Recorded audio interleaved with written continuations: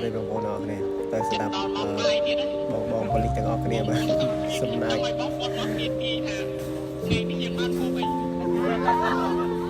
គាត់ប្រកាសនិយាយថាស្ដាប់លុយមិនចូលបានសុខគ្នាជាសម្ដីរបស់បានមកតែខ្ញុំគិតថាមិនមានគេទៅសក់ទេគឺឆាតឡាយជាថ្ងៃនេះឆាតឡាយល្ងាចឡើងឆាពេញប៉ោះដល់ពេលស្អែកថ្ងៃឆាស្អីហ្នឹងឆាទៅសក់ខ្ញុំសូមសរសើរដល់ចុងភៅគាត់ខំប្រឹងរិះគិតយ៉ាងខ្លាំងដើម្បីកុំឲ្យបងប្អូនរបស់គ្នាហ្នឹងធុញទ្រាន់នៅមហូបអាហាររបស់គាត់ឲ្យគាត់ទៅănល្ងាចឆាតឡាយស្អែកឡើងគាត់ឆាទៅសួរជាមួយតឡាយ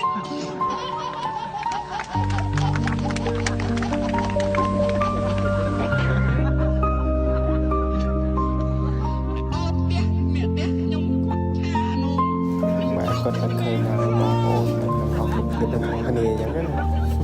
ចានោះឯងខ្ញុំចង់ពុកឆាតឡាយទៀត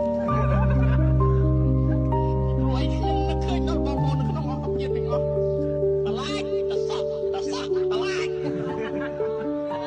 ពីចុងក្រោយរៀបទៅផ្ទះគាត់តែឆាពេញប៉ោះឲ្យខ្ញុំទៀតតែបងប្អូនទាំងអស់គ្នាធុញ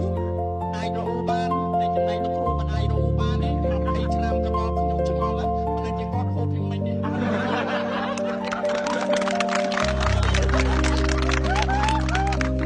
លើពេលដែលគាត់ខឹងមុខរបស់គាត់ចេញជាត្រប់ស្លមកជូរត្រប់ពេលដែលគាត់សប្បាយចិត្តចេញជាឆាពេញប៉ះបងប្អូនគាត់សង្កេតអត់បាទសង្កេតមើលហ្នឹង